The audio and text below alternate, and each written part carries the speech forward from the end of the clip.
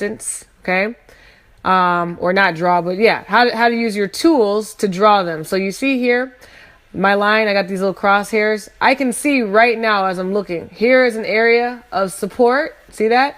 So I'm going to go ahead and put my line right about here, somewhere around there. All right. And you can easily, that's just where I chose to put it. Remember, I also did tell you guys that it's more of an area than anything. So it doesn't just have to be this line. Honestly, if you want to know what I would do, I like to use this. I like to more so use this rectangle thing right here. And I like to draw more of an area. So that's like a support area. Here's another one that I would draw, that I would look at. So you can see how it's a lot of support in this area, some support here, some resistance there. Okay. So that's one way that you can draw support and resistance, and it varies per person. You can do them as much as you want. Like maybe this is a good area right here. Really everybody sees things totally different. Here's another one that I see. Maybe you see this, I see, you see, we all see. Okay. So, right here, this is a nice area. Meaning I'm looking to see if this is going to be more of a sell than anything. I'm looking for a sell here now because it's reached this area. In the past, it's came and turned around. Right here, it's struggling. So that's one. All right. So that's how you would draw support resistance. Remember, they're the same thing. Now, how do you draw trend lines?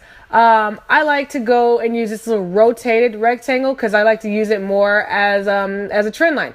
In order to draw a trend line, or in order to draw support resistance, but more specifically, in order to draw a trend line, you just need 2 points to connect. A minimum of 2 points to connect. Obviously, the more points, the merrier.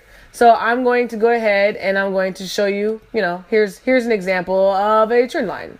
Oh, that's so hard. Not really. See that? See that little area right there? Okay, and now I like to use this because remember, I like to look at it more as an area. You see how all in this area, this was kind of like support here, support there, support here. It broke through and now it's kind of more like resistance. Maybe it's going to turn around. Maybe it's going to do its own thing. All right, there's an example of one. Here's another example of of a trend line. See, you just need 2 lines to connect.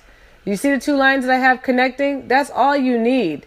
Because down the line in the past, like those, they can start to really respect each other. They really can. So right here, it was resistance here, resistance there. It broke through and look, it totally went another direction.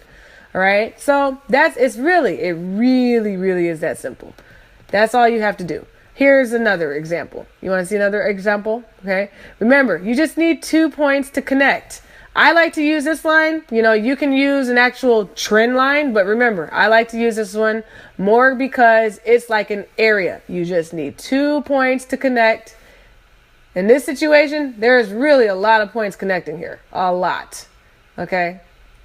See all that? All of that action right here, all that resistance going on right here. It finally broke through. It came down and it just kept on going. Just kept on going its merry way. All right. See this? Like there's a trend line just waiting to be drawn right here. And I'm trying to tell you guys, drawing these trend lines is subjective. This is what I see, but I guarantee you other people see this too. Other people see this too.